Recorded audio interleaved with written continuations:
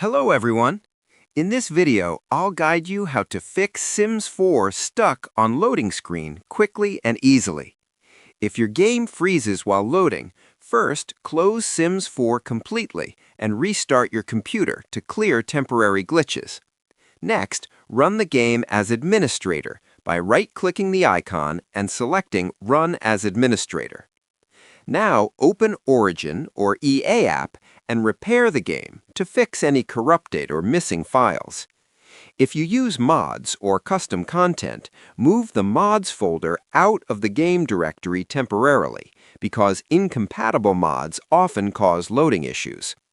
Also, clear the cache folder in your Sims 4 installation to remove old temporary files. Make sure your graphics drivers are updated to the latest version and your system meets the minimum requirements.